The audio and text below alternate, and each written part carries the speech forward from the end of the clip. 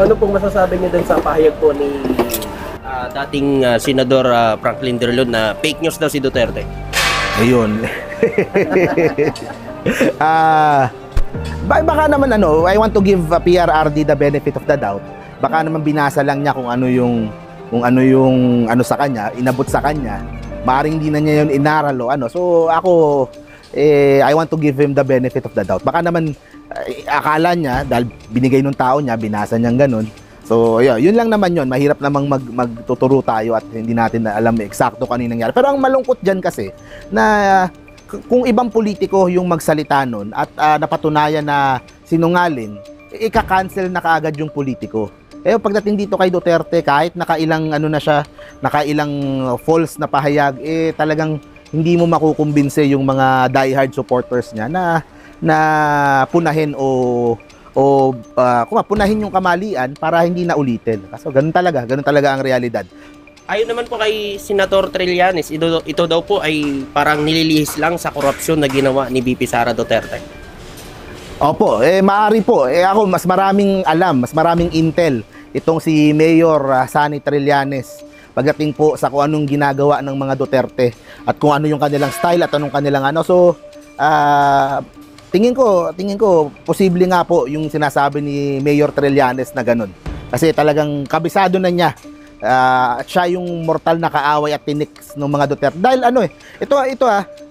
punta tayo doon sa impeachment naman, 'di ba? Sa posibleng impeachment na may rally sa Friday, 'di ba? Mayroong impeach rally sa Friday.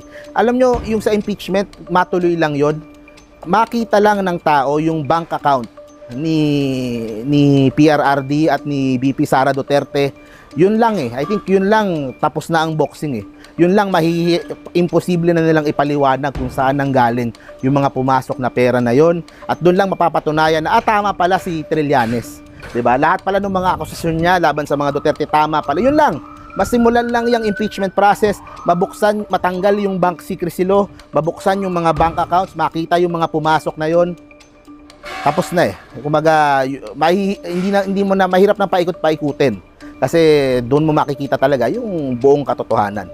Kaya sa akin, magandang kung wala namang tinatago, ituloy na itong investigasyon. At kung talagang merong grounds for impeachment, ay ituloy yung impeachment. At nga, bilang isang tumatakbong senador, mahirap din namang sabihin kung guilty o hindi dahil kung sakaling magkahimala, di ba? Malay mo, umatras yung mga 20 dun sa mga kalaban ko, makapasok tayo sa Magic 12. Tayo ay uupo doon sa mag-judge, maghuhukom dito sa impeachment trial. So maganda tayo ay based sa ebidensya at hindi humusga kaagad-agad doon sa mga binabato kay VP Sara para sa impeachment. Senator, nagpahayag na rin po ang Malacanang na for impeachment kay VP Sara ay hindi po haharangan, no? Hindi ho hinaharangan ng ating PBBM. Ano pong masasabi doon? Hindi ko mabasa talaga kung ano ang mangyayari doon sa impeachment kung anong Hindi, syempre ang pangit naman kung yung pangulo mismo yung nagpo-push ng Pero definitely maraming sa kanyang mga circle ang gustong matuloy itong impeachment.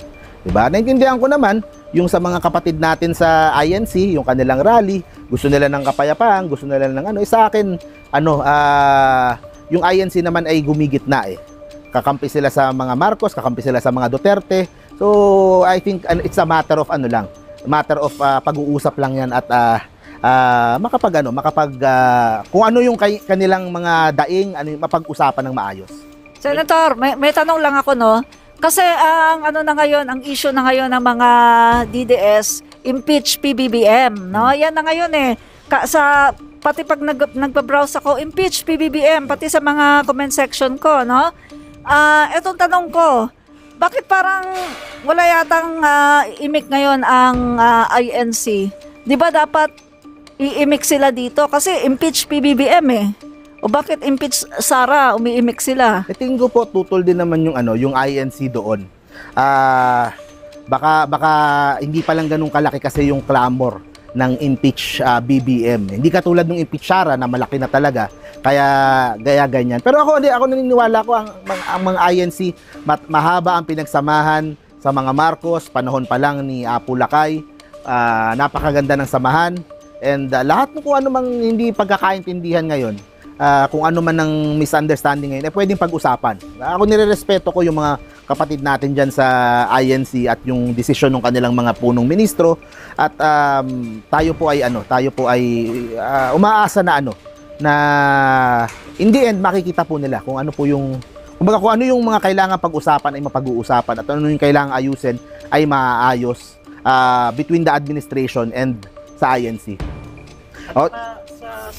Sa survey po ay majority sa mga Pilipino po ay pabor sa impeachment ni BP Sara Duterte. Opo. Yun po, yun naman po ang talaga ng taong bayan. Nakita kasi nila yung kung hindi ka kasi, kumbaga, kasalanan din ng OVP kasi kung maayos nilang sinagot yung mga question ng Kongreso, nung budget na dapat naman talaga ginagawa nila, trabaho ng Congress yun, hindi sana aabot sa ganyan. Kaya yung mga taong bayan, nakita siguro nila na ba't hindi nga naman nila sagutin ng maayos? Baka kaya naging ganyan yung kanilang opinion tungkol sa matter na yan. And ito gusto kong sabihin nagkakalya survey yung mga kaibigan natin. Isang ang pinaka nagulat din ako kasi dahil doon sa laki nung lamang, kapag kinalya survey mo kung kanino ka mas may tiwala, kay BBM o kay Sara, napakalayo ni BBM kay Sara. Nakita natin yung sa Kalya survey, di ba? Ang laki. So, ibig sabihin, kung yung dalawa yung pinagpipilian, mas tiwala pa rin yung sambayanan kay PBBM. Nakikita nila na although may mga problema, hindi naman maiiwasan yon, na si BBM ay maganda yung intensyon na ayusin yung bansa at pagandahin yung bansa. At nakikita nila na yung kay Sara maaring hindi niya hinahandle ng maayos yung mga issue laban sa kanya. So, yun lang naman yung natin doon. Gusto ko din sabihin yung TRICOM na iniimbestigahan din ng Senado. Nagsimula sila kahapon. Next week yata ang unang hearing. So exciting yun. Ang masasabi ko doon, syempre that affects us directly, tayong mga vloggers mismo. And ako naman, I support every single vlogger sa kanilang freedom of speech. Ako sa totoo lang, ang concern ko, ang mas concern ko, yung mga pages o yung mga vlogs na hindi kita yung muka, nagtatago sa mga AI o sa mga blank na So, sana unahin yun. Okay?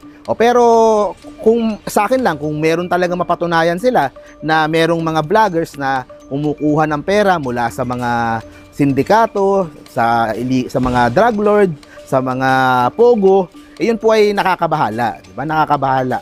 And lalo na kung kumukuha ng pera mula sa ibang bansa. Kumbaga, binabayaran ka ng pera para traidorin yung sarili mong bansa. Sa akin, yun ang pinakamalala. Yun ang pinakamalala, di ba? Tayong lahat dito, mga Pilipino tayo, kahit kanino ka kumampi, kahit kampi ka dito, kay ganito, kay A, kay B, kay C, at least lahat yan Pilipino. Pero pag pinipili mo na yung ibang bansa over sa sarili mong bansa, sa akin, yun ang pinaka hindi acceptable at pinakamataas na level ng pagtatraidor sa bansa. So maganda maimbestigahan yon. And para sa akin, isa din sa sinusulong ko na batas ay kung sakaling tayo mapagbigyan sa Senado, yung idedeklara mo kung ikaw ay tumatanggap ng pera mula sa isang foreign na bansa. Kung tumatanggap ka mula sa Amerika, kung tumatanggap ka mula sa China, kailangan deklarado mo yon. Kapag hindi ka nagdeklara, pwede kang maikulong. Diba? At least transparent yung mga tao. Pag ito, kumikita to sa China, kaya pala medyo bias towards China, kumikita siyang ganun. O baka naman sa US o sa ibang bansa man yan. So, kailangan magkaroon tayo ng batas na ganun kasi wala pa sa ngayon. Sa ibang bansa may ganun. Tapos ngayon, ina-update din nila sa Kongreso, sa Senado, yung espionage bill na yung mga spy, pag-i-spy, mas taasan yung, kumaga inaayos, kasi outdated na yung batas Panahon pa yata ng mga lumang digmaan yung mga batas natin tungkol sa espionage. So kailangan ma-update po yon para mapigilan at ma-deter yung pong mga gustong mag-spy sa bansa. So yan po yung Kaya lahat po ng hearing na ginagawa sa Senado, Quintacom, Quadcom, Tricom, lahat po yan maganda, lahat po yan suportahan po natin. Alright. Thank you very much, Senator. Ang ano pong masasabi niyo dun sa ICC na ngayon ay parang open na yung Malacanang para sa ICC? hintayin na lang po natin yung sa ICC na dumating.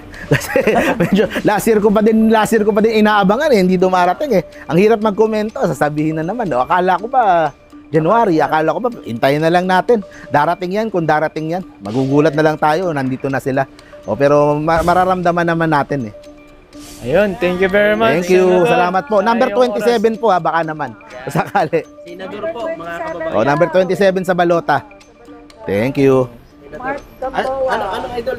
Sabihin mo, number 27. Ayan, number 27 po sa balota. Baka naman po, 12 naman yan. Baka naman po pwedeng maisingit sa mga choices ninyo. So, sa February 12, tayo po ay magsisimula ng mangampanya. Kaya, yun, excited na ako. Excited na ako kung yung mga gagawin na 90 days, mangangampanya tayo. Iikot tayo sa iba't ibang parte ng Pilipinas para po magpakilala at marinig po, makita ko din yung problema ng mga tao. Ngayon po nagbabarangay na tayo Ang dami na nating narinig na mga problema. Pag umikot tayo ng mga iba't ibang sulok ng Pilipinas, mas marami pa tayong malalaman. And yun, excited na ako kasi talagang nag-enjoy ako sa kampanya Yun ang, ewan ko kung bakit. Kaya, yun, abangan nyo po, Feb 12, Models of Manila TV. Yan, iikot po tayo. Thank you.